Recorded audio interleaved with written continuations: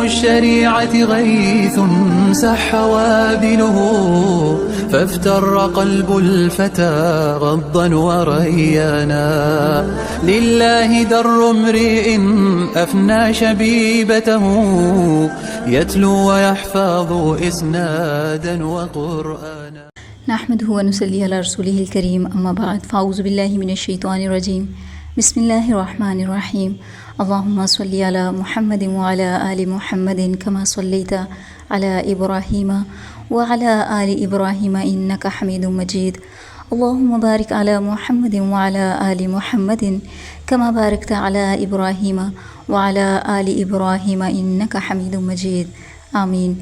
رویے میرے نبی صلی اللہ علیہ وسلم کے ہم نے اس کورس میں اب جو سلسلہ شروع کیا ہے، اللہ کے نبی صلی اللہ علیہ وسلم کی زندگی کے مختلف پہلوؤں میں ہم دیکھ رہے ہیں کہ آپ صلی اللہ علیہ وسلم کے کن کن معاملات میں کیا کیا اعلیٰ ترین اخلاق تھے، اور ان اخلاق کی روشنی میں ہمارے لیے کیا گہری حکمتیں اور اسباق ہیں کہ جس کے مطابق ہمیں ضرورت ہے کہ ہم اپنے آپ کو ڈھال لیں، اپنے اخلاق کو اس کے مطابق لے کر چلیں، اپنے روزمرہ کے معاملات کو اس کے مطابق لے کر چلیں۔ تو آج کی اس کلاس کا آغاز ہم ایک نہایت خوبصورت قصے سے کریں گے جس کا تعلق ایک بہت ہی ننھی منی سی بچی سے ہے کہ جس میں اللہ کے نبی صلی اللہ علیہ وسلم کے چھوٹے چھوٹے بچوں کے ساتھ کیا معاملات تھے۔ پھر اسی سلسلے کو آگے بڑھائیں گے اور دیکھتے ہیں کہ اللہ تبارک و تعالیٰ کی توفیق سے ہمارا یہ سلسلہ کس رخ کی طرف جاتا ہے۔ معاملہ کچھ یوں ہے کہ ایک ایسی بچی کہ جن کی کنیت خالد تھی، اور یہ کنیت انہیں نبی معظم صلی اللہ علیہ وسلم سے ہی ملی تھی۔ بخاری شریف کے اندر بھی یہ واقعہ مذکور ہے۔ اچھا، یہ جو بچی ہے ان کے خاندان والے یعنی ان کے والدین وہ خوش قسمت لوگ ہیں جنہوں نے مکہ سے حبشہ کی طرف ہجرت کی، اور پھر دوسری ہجرت کا موقع ان کو ملا حبشہ سے مدینہ کی طرف۔ اب خالد جو ہیں، اللہ کے رسول صلی اللہ علیہ وسلم کا طریقہ کار یہ تھا، آپ صلی اللہ علیہ وسلم کے اعلیٰ ترین اخلاق یہ تھے کہ آپ صلی اللہ علیہ وسلم نہ صرف اپنے صحابہ سے بے پناہ محبت کرتے تھے بلکہ اپنے صحابہ کی اولاد کے ساتھ بھی خاص اور رحمت و شفقت والا معاملہ کیا کرتے تھے۔ ایک مرتبہ یوں ہوا کہ آپ صلی اللہ علیہ وسلم کے پاس کہیں سے کچھ کپڑے آئے۔ آپ صلی اللہ علیہ وسلم نے انہیں صحابہ کرام میں تقسیم کرنا شروع کر دیا۔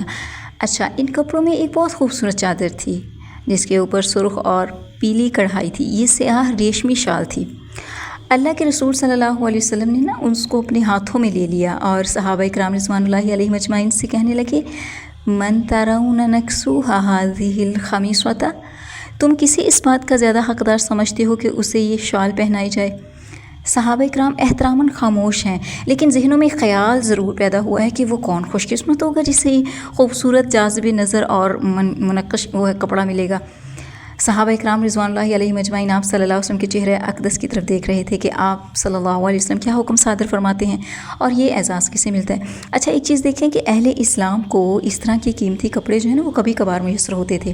آپ صلی اللہ علیہ وسلم نے فرمایا، ایتونی بی خالد، خالد کو میرے پاس بلا کر لاؤ۔ ایک صحابی دوڑتے ہوئے گئے اور ان کے والد کو بتایا کہ اللہ کے رسول صلی اللہ علیہ وسلم نے آپ کی بچی کو طلب فرمایا ہے۔ خالد بن سعید رضی اللہ تعالیٰ عنہ خالد کے والد تھے۔ وہ اپنی بیٹی کو اپنے ہاتھوں میں اٹھائے ہوئے جلدی سے اللہ کے رسول صلی اللہ علیہ وسلم کی خدمت میں پہنچے اور خالد کو اللہ کے رسول صلی اللہ علیہ وسلم کی خدمت میں پیش کر دیا۔ اب دیکھیں آپ صلی اللہ علیہ وسلم کے اعلیٰ ترین اخلاق۔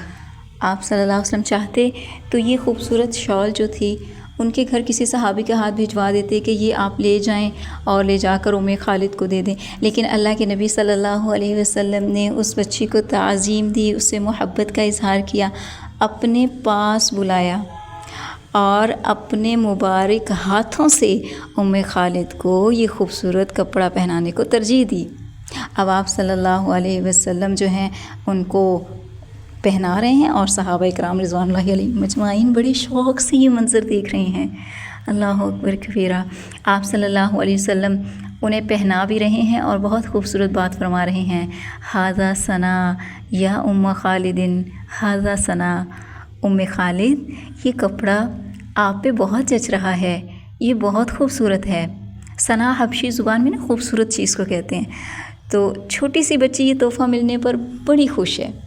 اب یہ ایک بہت بڑا اعزاز تھا کہ اللہ کے رسول صلی اللہ علیہ وسلم نے اپنے ہاتھوں سے انہیں پہنا دیا۔ اب آپ دیکھیں، تصور کریں کہ خالد جو ہیں انہیں ساری زندگی کے واقعہ بھولا ہوگا، ابھی چھوٹی سی بچی ہیں تو رسول اللہ صلی اللہ علیہ وسلم اس بچی کو ایک اور تحفہ بھی دیتے ہیں. اب آپ صلی اللہ علیہ وسلم نے فرمایا ابلی و اخلقی، تم اسے پہنو پرانا ہونے تک ایک لمبا عرصہ پہنو، یعنی برس ہا برس جیتی رہو. آپ صلی اللہ علیہ وسلم نے انہیں لمبی زندگی کی دعا دی. پھر دوبارہ فرمایا ابلی و اخلیقی، پھر تیسری مرتبہ فرمایا ابلی و اخلیقی، تم اسے پرانا کرو، بار بار پہنو، لمبی عمر پاؤ. اللہ کے رسول صلی اللہ علیہ وسلم کی خالد کے حق میں یہ دعا قبول ہوئی اور انہوں نے بہت لمبی عمر پائی. صحابیات میں سب سے آخر میں وفات پانے والی جو ہیں وہ خالد رضی اللہ تعالیٰ عنہ ہیں. اب دیکھیں یہاں رک کے بات کو آگے بڑھاتے ہیں. پہلے یہاں دیکھیں کہ اللہ کے نبی صلی اللہ علیہ وسلم کا بچوں کے ساتھ رویہ، شفقت، اور ایک طرف آپ اس اعلیٰ اخلاق کو دیکھیں اور دوسری طرف ہم اپنے آپ کو دیکھتے ہیں. ہمارا بچوں کے ساتھ رویہ کیا ہے؟ بچے ہمارے سامنے کوئی خوبصورت لباس پہن کر، کوئی خوبصورت چیز دیکھ کر بھی آ جائیں اور ہم کسی کام میں مصروف ہوں اور وہ مسلسل ہمیں دکھا رہے ہوں، ہماری توجہ چاہ رہے ہوں کہ ہم ان کی تعریف کریں، تو ہم بہت جلدی اکتا جاتے ہیں. بہت کم ایسا ہوتا ہے، سب ایسے نہیں کرتے اور ہر ایک موقع پر بھی ہم ایسا نہیں کرتے، لیکن اکثریت مواقع پر ہم یہ کرتے ہیں کہ ہم بچوں کو بہت اگنور کرتے ہیں. ہم انہیں کہتے ہیں ہاں ٹھیک ہے، ہم کام میں مصروف ہیں، اچھے لگ رہے ہو، پیارے لگ رہے ہو، اتنا سا کہہ کے جانے دیا. اللہ کے نبی صلی اللہ علیہ وسلم دیکھیں خود اہتمام کے ساتھ اس بچی کو وہ کپڑا پہنا رہے ہیں، اور پھر آپ صلی اللہ علیہ وسلم نہ صرف یہ کہ پہنا رہے ہیں بلکہ دیکھیں کتنی خوبصورت دعا دی. اب آپ صلی اللہ علیہ وسلم کی اس اعلیٰ ترین اخلاق کو، اس رویے کو کیوں تا قیامت محفوظ کر دیا گیا؟ تاکہ ہمیں سکھایا جائے کہ نبی کریم صلی اللہ علیہ وسلم کے رویوں کی روشنی میں ہم نے کس طرح سے اپنے آپ کو ڈھالنا ہے اور کیسے بچوں کے ساتھ سلوک کرنا ہے. تو بچوں کو زیادہ سے زیادہ دعائیں دینے والے بنیں. بچوں کو خوش کرنا، ان کو دعائیں دینا نبی کریم صلی اللہ علیہ وسلم کے رویوں میں سے ہے. ہمارا بچوں کے ساتھ کیا رویہ ہے؟ ہم بچوں کو کتنی دعائیں دیتے ہیں؟ تو عادت ڈالیں کہ بچوں کو خیر و برکت کی دعائیں دیں، انہیں اچھی عادات ڈالیں ان کے اندر، انہیں لمبی زندگی کی دعائیں دیں، خیر و برکت کی دعائیں ان کی زندگی میں اتنی شامل کر دیں کہ ہم رہیں یا نہ رہیں ان کی زندگیوں میں وہ خیر و برکت واقع رہے کہ جن کی ہم نے دعا اللہ تبارک و تعالیٰ کی بارگاہ میں ان کے لیے کی تھی. تو بچوں کے ساتھ یہ ماحول بنایا کریں، انہیں اپنے قریب کیا کریں، ان سے بات کیا کریں اور پھر انہیں بلند آواز میں دعا دیا کریں. اس طرح ہم بچوں کی بھی اخلاق کی تربیت کرتے ہیں.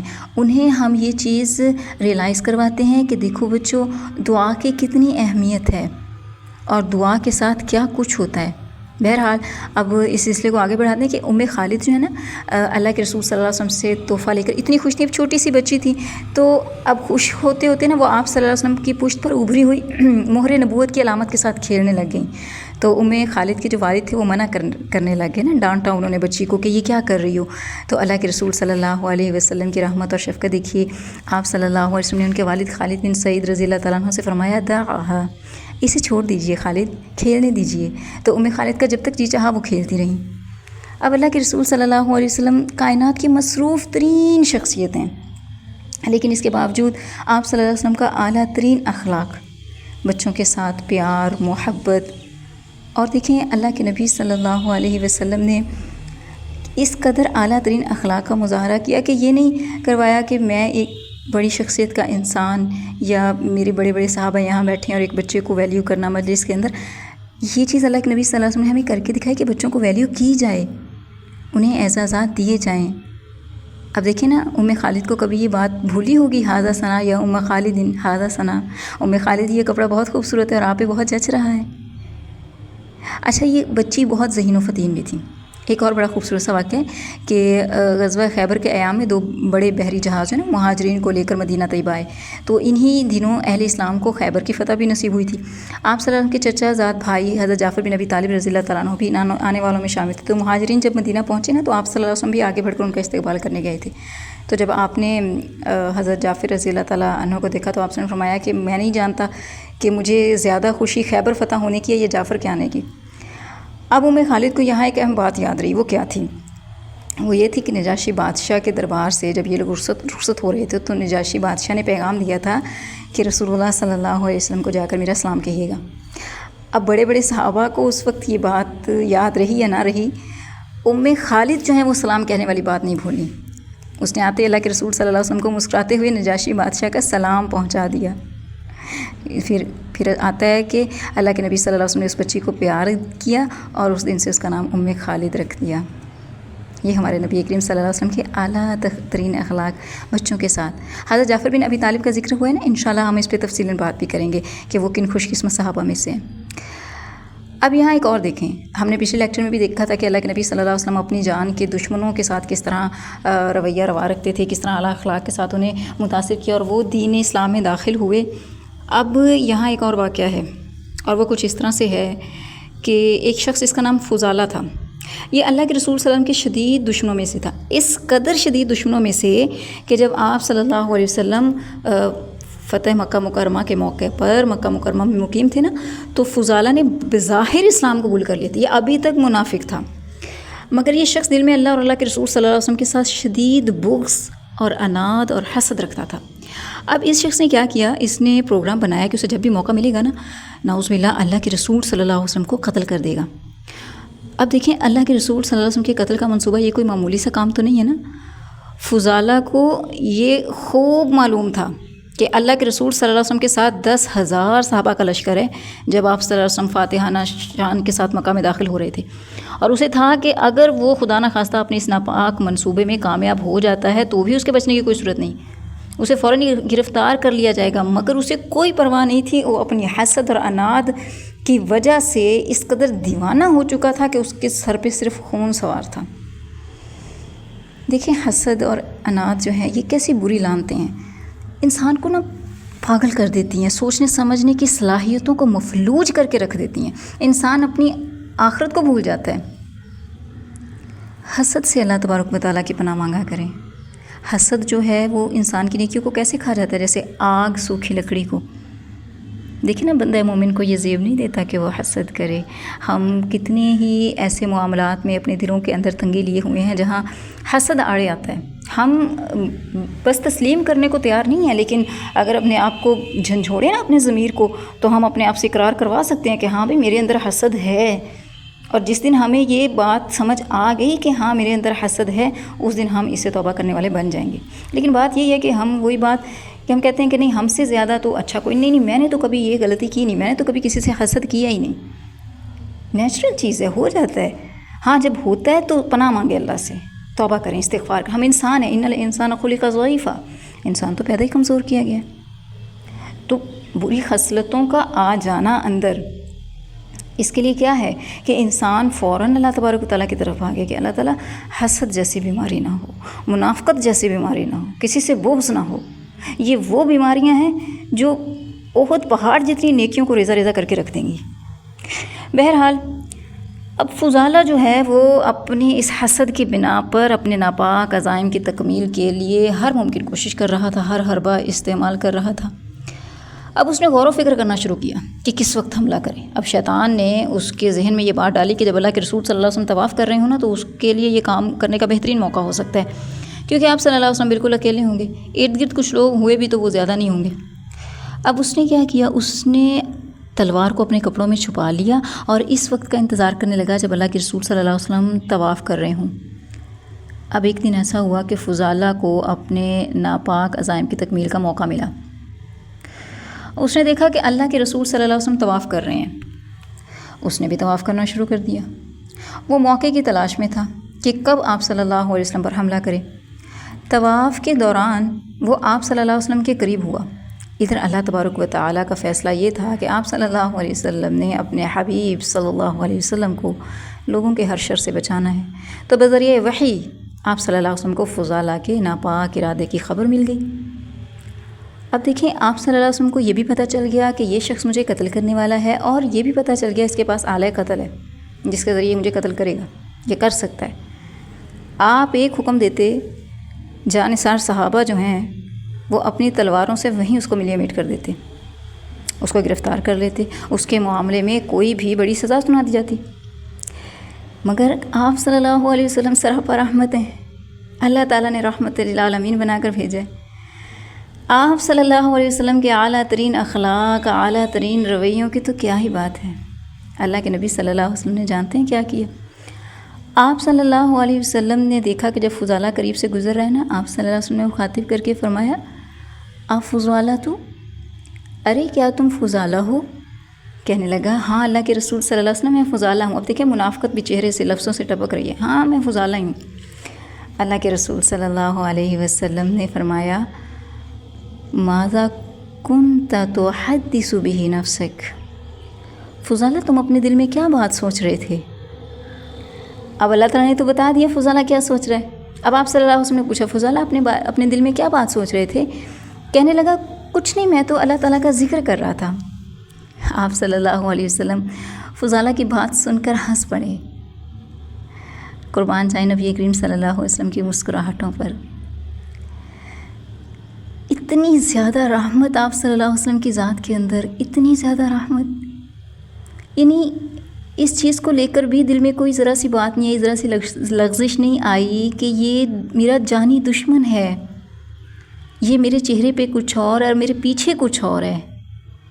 آپ نے اپنا دل اس کے لیے بالکل صاف رکھا۔ پتہ ہے کیا فرمایا؟ استغفر اللہ، فضالہ اللہ سے استغفار کرو۔ انہیں ہدایت کا راستہ دکھایا اور پھر ساتھ ہی اپنا دست مبارک اس کے سینے پر رکھ دیا۔ فضالہ کا دل پرسکون اور سازشی خیالات سے پاک ہو گیا۔ اللہ اکبر! اس سے بڑا خوش قسمت کون ہو سکتا ہے جس کے سینے پر اللہ کے رسول صلی اللہ علیہ وسلم اپنا دست شفقت رکھ دیں۔ فضالہ کی تو کایا ہی پلٹ گئی۔ آپ صلی اللہ علیہ وسلم کے قتل کا منصوبہ بنانے والا، اپنے دل میں بغض و عناد رکھنے والا فضالہ کہتا ہے ادھر آپ صلی اللہ علیہ وسلم نے اپنے دست شفقت میرے سینے پر جیسے ہی رکھا، ادھر میرے دل کی کیفیت یکسر بدل گئی۔ وہ کہتا ہے کہ آپ صلی اللہ علیہ وسلم نے اپنے دست مبارک میرے سینے سے اٹھایا ہی تھا کہ اللہ تعالیٰ کی ساری مخلوق میں میرے لیے آپ صلی اللہ علیہ وسلم سے زیادہ کوئی محبوب رہا ہی نہیں، یعنی مجھے ہر چیز سے بڑھ کر اللہ کے نبی صلی اللہ علیہ وسلم سے محبت ہو گئی۔ اللہ تبارک و تعالیٰ کس قدر مہربان ہوا فضالہ پر، اللہ تعالیٰ نے اس کی توبہ قبول کر لی۔ تو دیکھیں اپنی ان چیزوں کو دیکھ کر کہ ہم اپنی گزشتہ زندگی میں کیا کر چکے، یا ابھی چند منٹ پہلے، چند سیکنڈ پہلے، چند گھنٹوں پہلے میرا رویہ کیا تھا، میری سوچیں کیا تھیں، اس کو سوچ کر اپنے آپ کو زنجیروں میں نہ جکڑ کے بیٹھے رہیں، آگے قدم بڑھائیں، اللہ کی طرف چلیں اٹھ کر، توبہ استغفار کریں، اللہ تعالیٰ سے توفیق مانگے نبی کریم صلی اللہ علیہ وسلم کی محبت کی، ایسی محبت کی جو آپ کو اس قدر ہو جائے کہ ہر چیز اس کے آگے ہیچ لگے، ہر چیز سے بڑھ کر اللہ اور اللہ کے رسول صلی اللہ علیہ وسلم کی محبت آپ کو اللہ تبارک و تعالیٰ کی رضا اور نبی کریم صلی اللہ علیہ وسلم کی قربت کی طرف لے جائے۔ اللہم آمین، وآخر دعوانا ان الحمد للہ رب علم الشریعة غیث سح وابله فافتر قلب الفتى غضا وريانا لله در امرئ أفنى شبيبته يتلو ويحفظ إسنادا وقرآنا